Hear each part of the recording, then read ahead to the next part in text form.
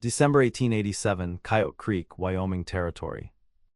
The snow fell in sheets across the train platform as Annabelle Morrison clutched her threadbare coat tighter around her slender frame. Her pale blue dress, once considered fashionable in Boston, now hung limply beneath her coat, stained from 3 days of travel. At 20 years old, she had believed the promises of a man she'd only known through letters, a rancher who'd advertised for a bride in the Eastern papers. Now, as the last train whistle echoed across the empty platform, reality settled over her like the relentless snow. "Last call for boarding," the conductor shouted, eyeing her with a mixture of pity and impatience. "Train's pulling out, miss." Annabelle's golden blonde hair, partially escaping from beneath her bonnet, whipped across her face as she scanned the deserted platform once more. Her intended husband was nowhere to be found. No note, no message, nothing but empty promises and a ticket to nowhere. "He's not coming, is he?" she whispered to no one in particular, her throat tight with unshed tears. The station agent, a weathered old man with kind eyes, shook his head. "Sorry, miss, ain't seen Jasper Wilkins in weeks. Rumor has it he sold his claim and headed to California." He paused, uncomfortable with delivering such news. "It's Christmas Eve tomorrow. Maybe you should board that train back east." A frontier rule as old as the territories themselves echoed in her mind: trust no one. Survival demanded isolation. She had broken that rule and now stood abandoned in a place where women without protection rarely fared well. The worst part was the shame. She'd believed in love when the frontier had no place for such foolishness. The train whistle blew again, more insistent this time. Frank Valentin had not planned to be in town that day. At 26, the young cattle rancher preferred the solitude of his modest homestead to the crowded streets of Coyote Creek during the holiday rush. With his dark hair partially hidden beneath his Stetson and his lean frame wrapped in a heavy sheepskin coat, he guided his wagon through the main street, intent on gathering his supplies and returning home before the worst of the storm hit. Life on the frontier had taught Frank one irrefutable truth: attachment was dangerous. His parents' deaths from fever 5 years prior had cemented his belief that the only way to survive was alone. The small ranch he'd built from nothing was his refuge, his proof that a man needed nothing but his own 2 hands and determination. "Frank," the station agent, old Samuel, called out as Frank passed the depot. "Hold up there, son." Frank reined in his horses with a frown. "Samuel, making this quick, storm's coming."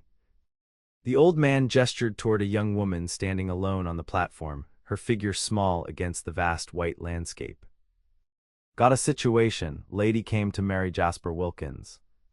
"Wilkins headed to California last month," Frank stated flatly. "Exactly the problem." Samuel lowered his voice.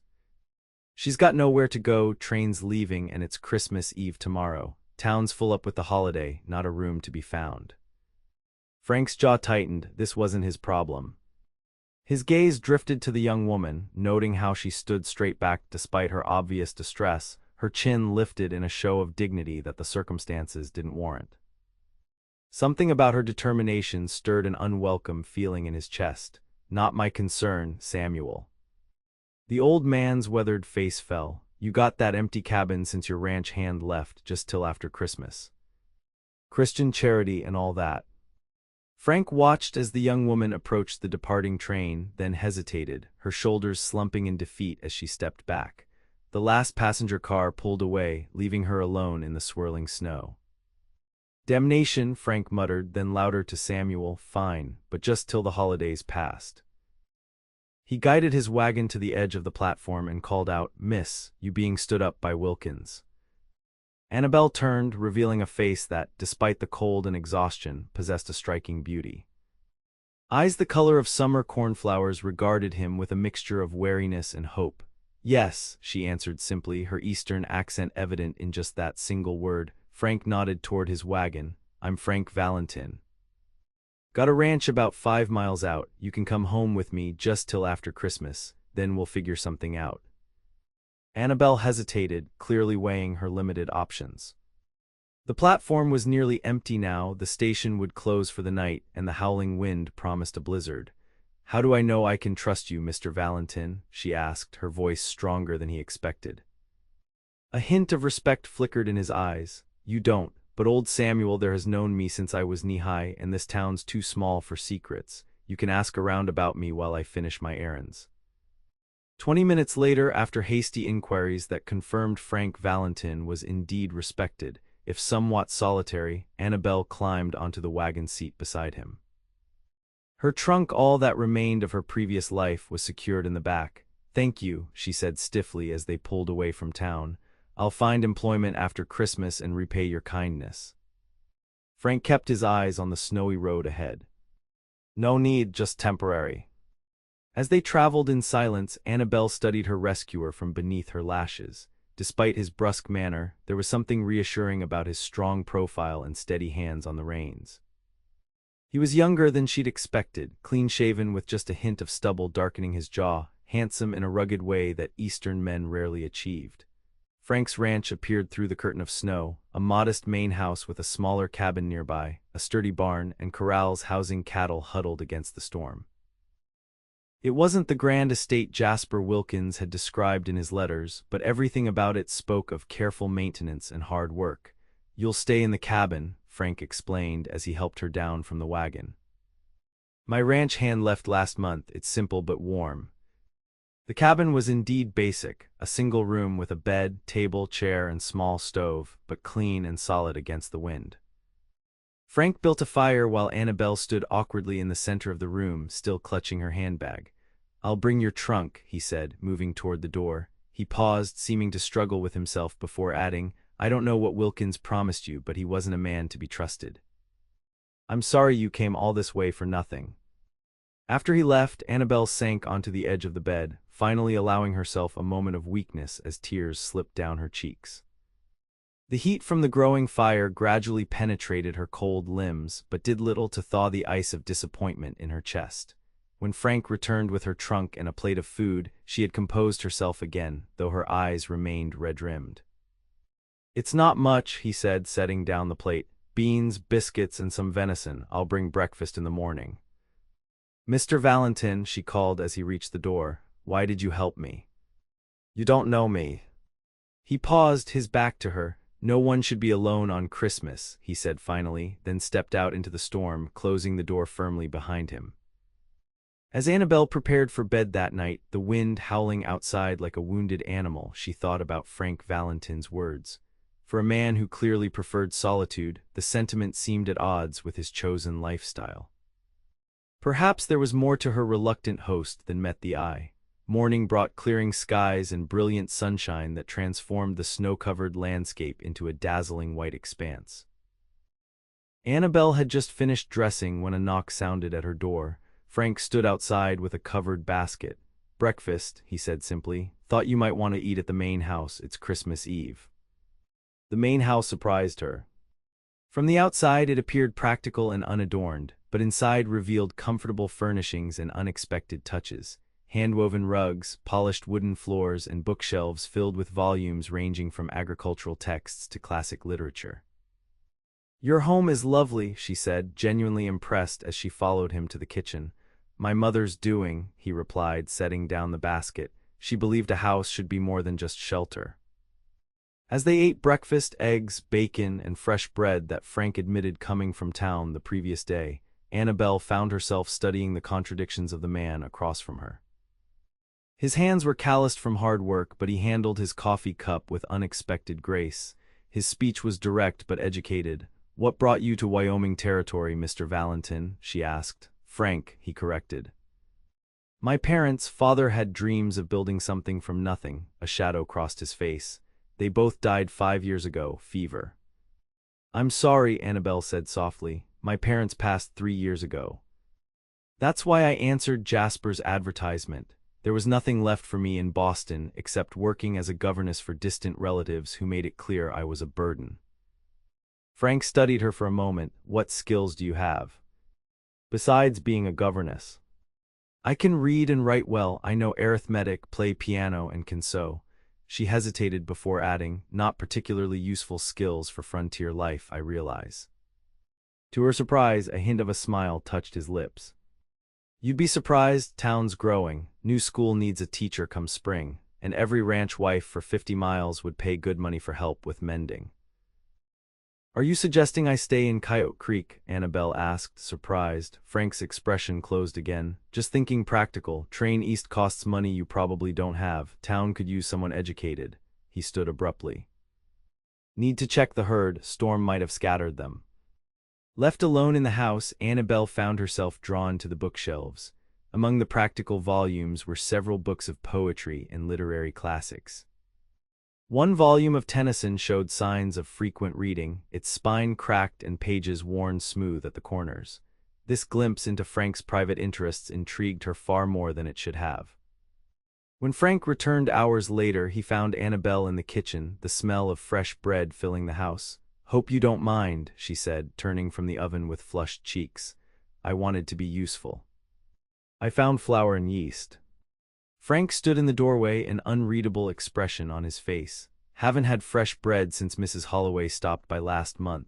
He removed his hat and coat, hanging them by the door. "Smells good." They ate dinner together, a simple stew that Frank had prepared that morning before checking the herd, accompanied by Annabelle's bread. The conversation flowed more easily now, centered on safe topics. The town, the weather, books they had both read. As they finished their meal, Frank cleared his throat. "There's a Christmas Eve gathering at the Jacksons' place tonight. Nothing fancy, just neighbors getting together. If you wanted to go." "Are you going?" Annabelle asked. "Wasn't planning to," he admitted, "not one for social gatherings." "Then I'll stay as well," she said firmly. "I wouldn't want to impose on strangers, and I've had quite enough of being stared at for one day."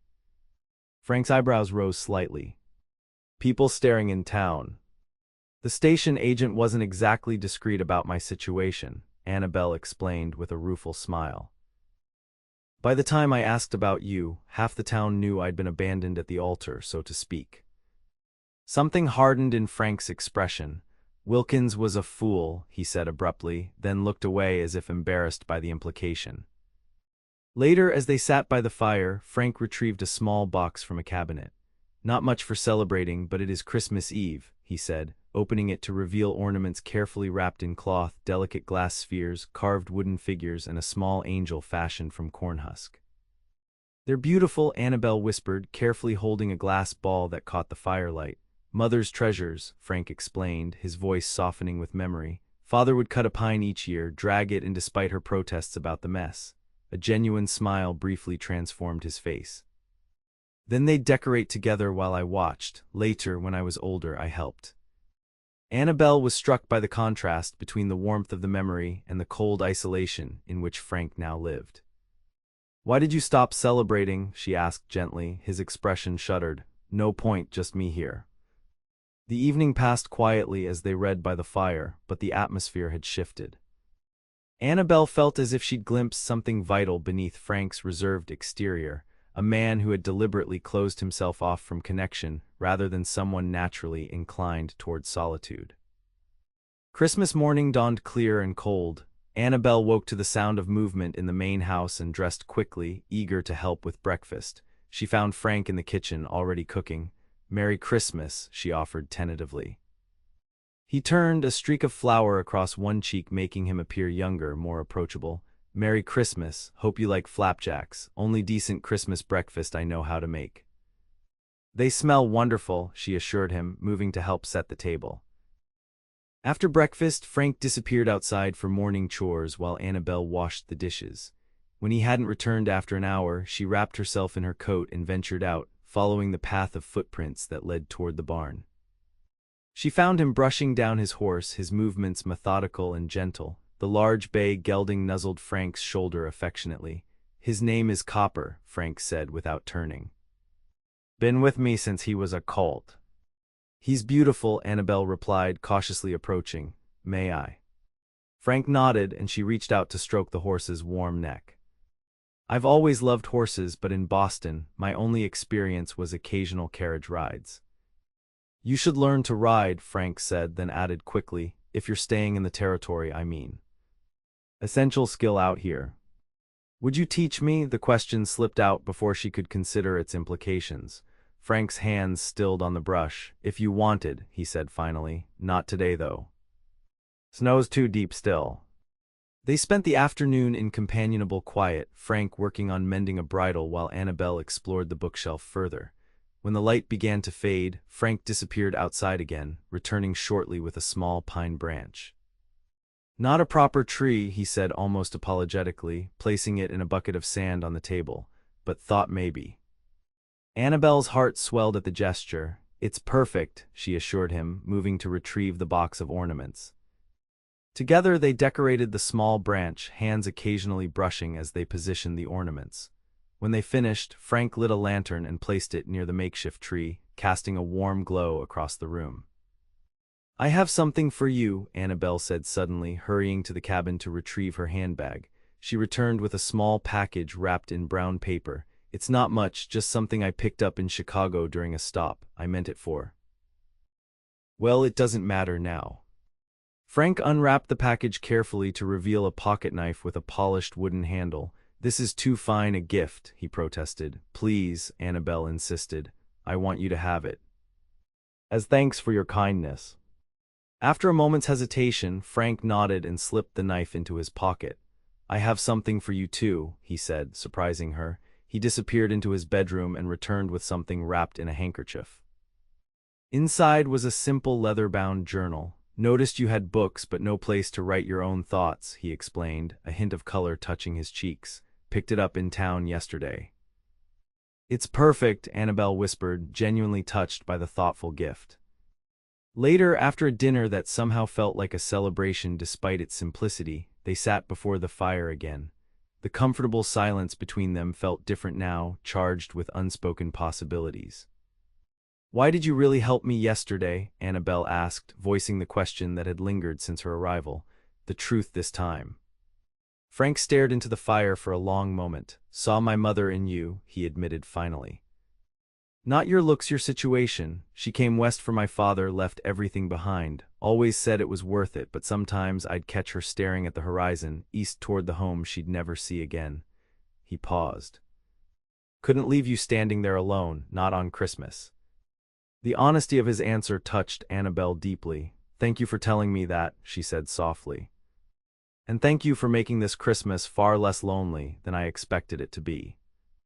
When Annabelle retired to the cabin that night, she found herself reluctant to leave the warmth of the main house, not just the physical warmth, but the unexpected connection that had begun to form between her and the quiet rancher who had opened his home to her. The days after Christmas brought a rhythm to their shared existence. Frank taught Annabelle the basics of ranch life: how to gather eggs without upsetting the hens, how to milk the single cow he kept, how to build a fire that would last through the night. In return, she brought order to his kitchen, mended clothes that had been awaiting attention for months, and read aloud in the evenings from his collection of books. On New Year's Eve, Frank announced it was time Annabelle learned to ride. "Snow's packed enough now," he explained, leading her to the barn where he had already saddled a gentle mare named Daisy. "Every woman in Wyoming should know how to handle a horse." The lesson progressed better than either expected. Annabelle's natural grace and determination made up for her lack of experience, and by midday, she was confidently walking the mare around the paddock while Frank watched with undisguised approval. "You're a natural," he called as she completed another circuit, ready to try a trot. The increased pace proved more challenging, and Annabelle found herself clutching the saddle horn as Daisy bounced her uncomfortably. After a particularly jarring moment, she lost her balance and slipped sideways with a startled cry. Frank was there instantly, catching her before she hit the ground. For a breathless moment, she found herself held securely in his arms, their faces inches apart. His eyes, warm brown with flecks of gold, widened in surprise at their sudden proximity. "I've got you," he said, his voice rough. "You're all right." Annabelle was acutely aware of his strength, the solid warmth of his chest against her side, the slight increase in his breathing. "Thank you," she managed, her own voice unsteady. He set her gently on her feet but didn't immediately step away.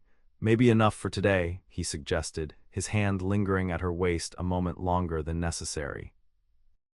That evening, as they sat by the fire sharing the last of a bottle of whiskey Frank had produced for the occasion, Annabelle found herself studying his profile with new awareness. The firelight cast his features in sharp relief, the strong line of his jaw, the slight curve of his lips, the way his hair fell across his forehead when he leaned forward to stoke the flames. "It's been a week," she said suddenly, breaking the comfortable silence. Frank glanced up, a question in his eyes. "You said I could stay until after Christmas," Annabelle clarified. "It's been a week now." Something flickered across his face too quickly to interpret. "Right," he said, his voice carefully neutral. "Suppose we should figure out your next steps." "I've been thinking about what you said about the school needing a teacher." Annabelle set down her glass. "I'd like to inquire about the position, if you think I'd be suitable." "You'd be more than suitable," Frank assured her, his expression warming. "Town would be lucky to have someone with your education." "Then I'll need somewhere to stay until the position begins," she continued, watching him closely. "Do you know of anyone in town who might rent a room?" Frank stared into the fire for a long moment. "You could stay here," he said finally, the words coming slowly. "The cabin, I mean, until spring." Hope fluttered in Annabelle's chest. "Would that not be an imposition?" "No," he answered quickly, then more measured. "No imposition. Place is empty anyway." As midnight approached, they moved to the porch despite the cold, a tradition Frank explained his parents had always observed. "Father said you should greet the new year under the open sky, so you remember there's always something larger than yourself." The night was clear, stars scattered across the vast Wyoming sky like diamonds on black velvet. Annabelle shivered despite her heavy shawl, and without comment, Frank moved closer, allowing her to share his warmth. "What will you wish for the new year?" she asked, her breath visible in the cold air. Frank was silent for so long she thought he might not answer. "Never been one for wishes," he said finally. "Seem pointless out here. World gives what it gives, takes what it takes." "Perhaps," Annabelle conceded, "but wishes give us direction, hope." As the new year arrived, marked only by their awareness of the time rather than any distant church bells, Frank surprised her by taking her hand in his. "Happy New Year, Annabelle," he said softly. "Happy New Year, Frank," she replied, curling her fingers around his. They remained that way for several minutes, hands joined, watching the stars in silence before the cold drove them back inside. The following week brought change to the quiet routine they had established. Frank took Annabelle into town to inquire about the teaching position, and she returned to the ranch flushed with success. The school board had practically hired her on the spot upon learning of her qualifications and background. "They want me to start in March when the new schoolhouse is completed," she explained excitedly as they drove back to the ranch. "And there's a small room attached to the school where I can live." Frank's hands tightened on the reins. "That's good news," he said, his tone not entirely matching his words. That evening, a knock at the door interrupted their dinner. Frank opened it to find his nearest neighbor, Elijah Tucker, standing on the porch with an urgent expression. "Frank, sorry to disturb you, but we've got trouble," the older man said without preamble. "Jasper Wilkins is back in town, drunk and making threats, says someone stole his mail-order bride."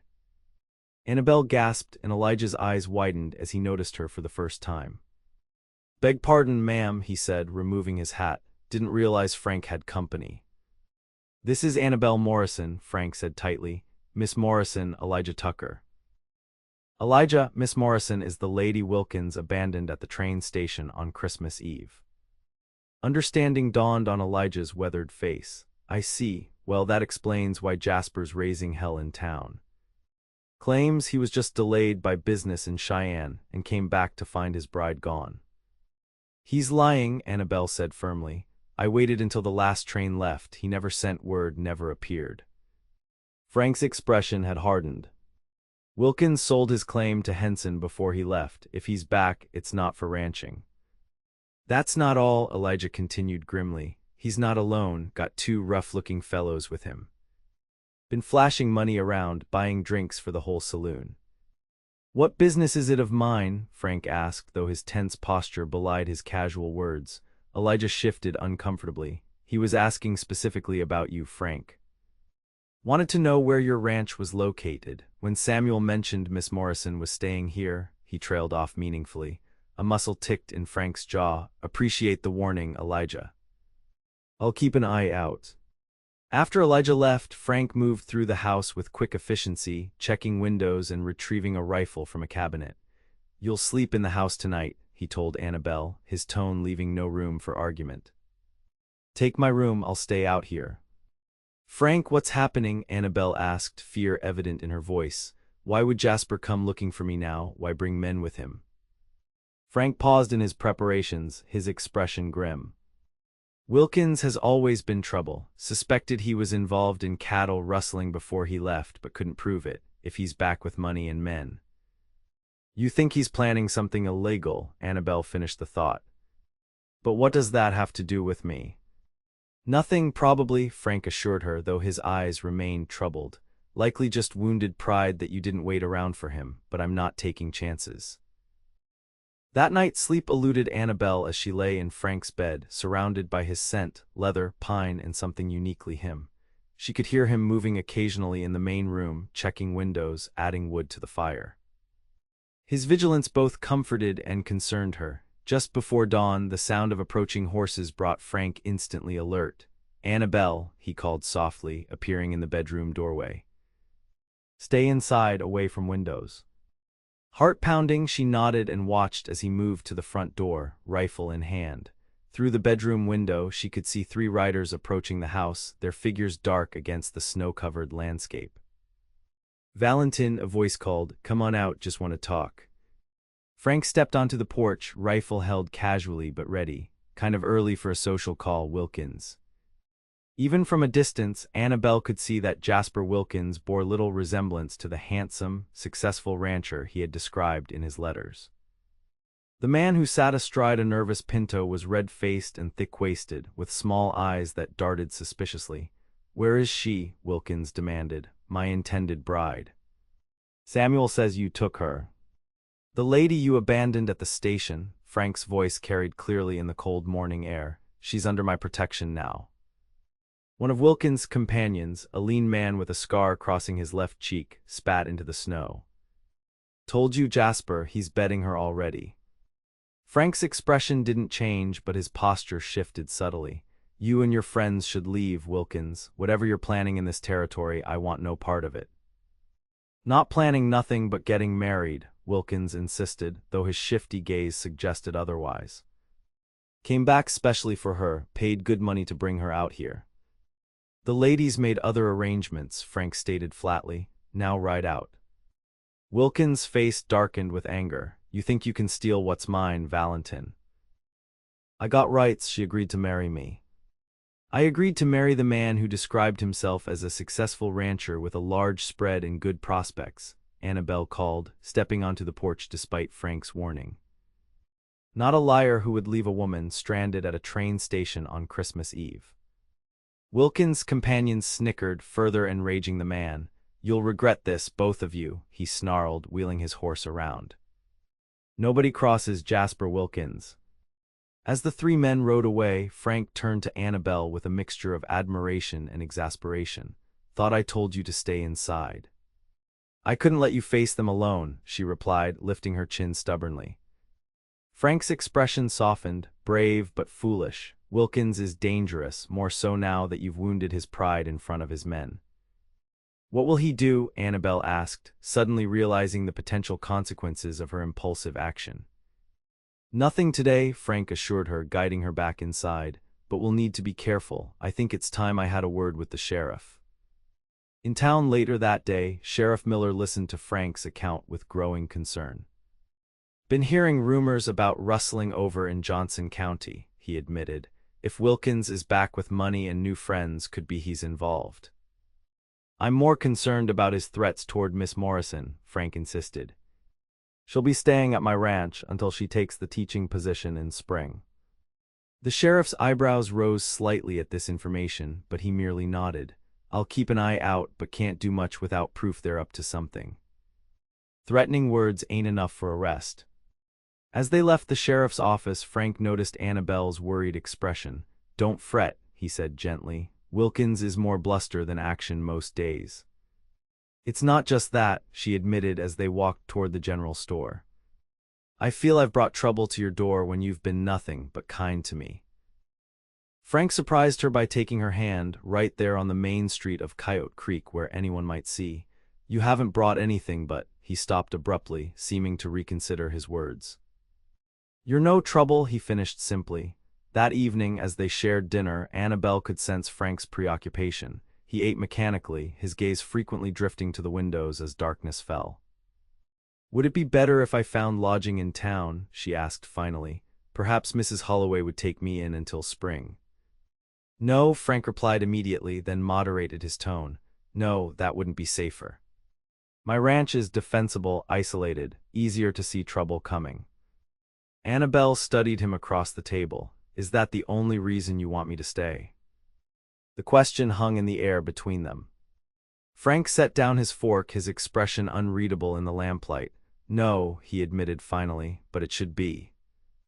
"Why?" Annabelle pressed, heart quickening. "Because I can't offer you anything," he said, frustration edging his voice. "You came west for a husband, a future. I'm just a rancher with modest means who spent 5 years avoiding attachments of any kind."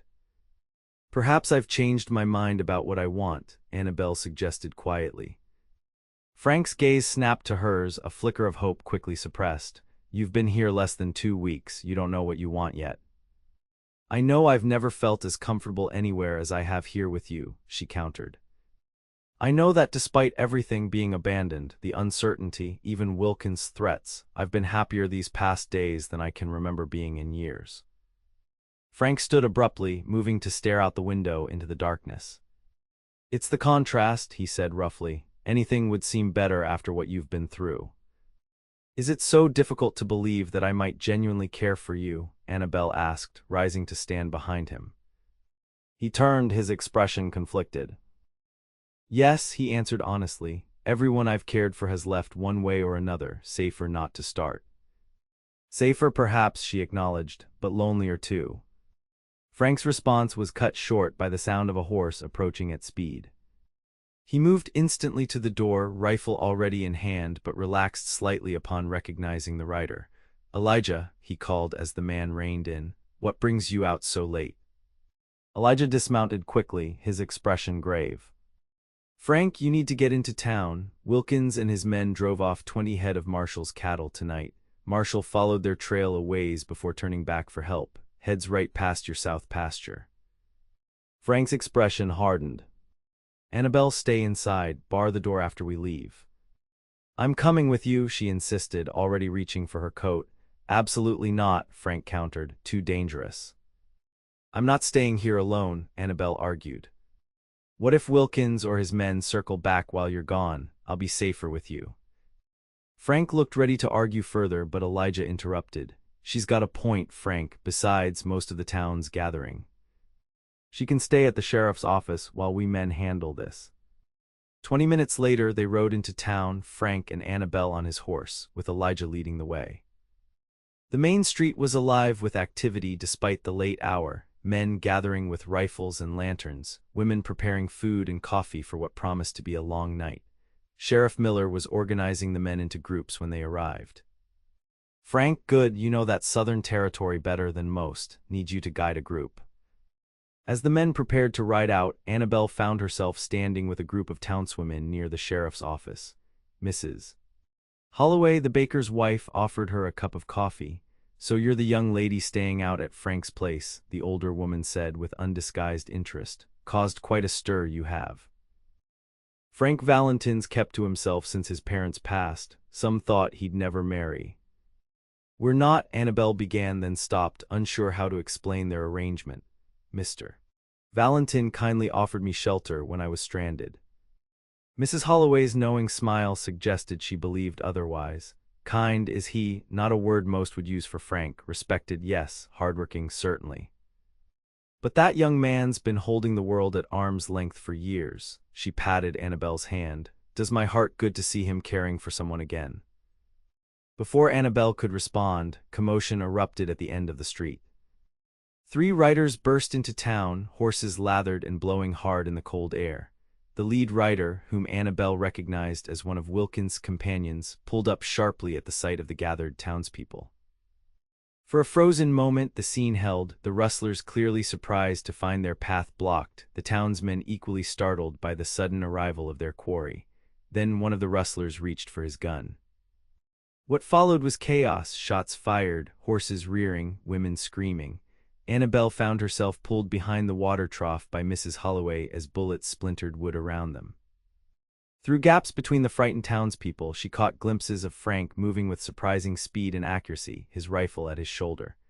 When the shooting stopped, one of the rustlers lay dead in the street, another was wounded and surrendering, while the third, Wilkins himself, had been cornered at the livery stable, his horse shot out from under him. "It's over, Wilkins," Sheriff Miller called. "Throw out your weapon and come out with your hands up." Instead of complying, Wilkins shouted back, "I want to talk to Valentin." "Just Valentin." Frank exchanged glances with the sheriff, who nodded reluctantly. Keeping his rifle ready, Frank approached the livery. "I'm here, Wilkins. Make it quick." "That woman," Wilkins called, his voice desperate. "She was my ticket out of trouble, owed money to some dangerous men back east, was going to sell the cattle, pay them off, settle down respectable-like." "By stealing other men's cattle," Frank countered. "By lying to an innocent woman." "Got a proposition," Wilkins continued, ignoring the accusation. "Let me go, just ride out. I'll sign over my claim to the Morrison woman, legal-like." "She can sell it, keep the money."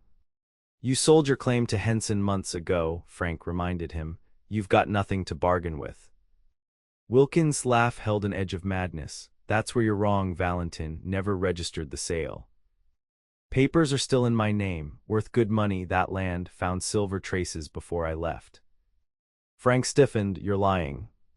"Am I? Why do you think I came back?" A pause. "Ask yourself why I'd want that particular woman from back east. Needed someone with no connections out here, someone I could control, someone I could marry, then leave with a tragic accident once I'd secured investors." Revulsion washed over Frank's features. "You're finished, Wilkins. Come out now and face justice, or we'll come in after you." The standoff ended abruptly when Wilkins made a break for freedom through the back of the livery, only to be brought down by the sheriff's deputy waiting there. As the wounded rustler and Wilkins were secured in the town jail, Frank sought out Annabelle, finding her still with Mrs. Holloway. "Are you hurt?" he asked urgently, his hands gentle as they checked her for injuries. "I'm fine," she assured him, though she couldn't stop trembling. "But I heard what he said about bringing me west to. Frank's expression darkened. "He's finished now, won't hurt anyone ever again." The following morning brought confirmation of Wilkins' claims about the silver traces on his former property, triggering a flurry of activity in the small town as men rushed to file claims on nearby land. The sheriff informed them that Wilkins and his surviving companion would be transported to Cheyenne for trial, where they would likely face prison for rustling and conspiracy to commit murder. As Frank and Annabelle prepared to return to the ranch, Sheriff Miller approached with an official-looking document. "Found this among Wilkins' things," he explained, handing it to Annabelle. "Deed to his property. Never did register the sale to Henson. Legally, it's yours now, Miss Morrison." "Mine?" Annabelle asked, confused. "How could it be mine?" "Wilkins listed you as his fiancée on some paperwork filed last fall," the sheriff explained. "With no will and no other relatives coming forward, property goes to the intended spouse in this territory. Might be worth something if those silver rumors prove true."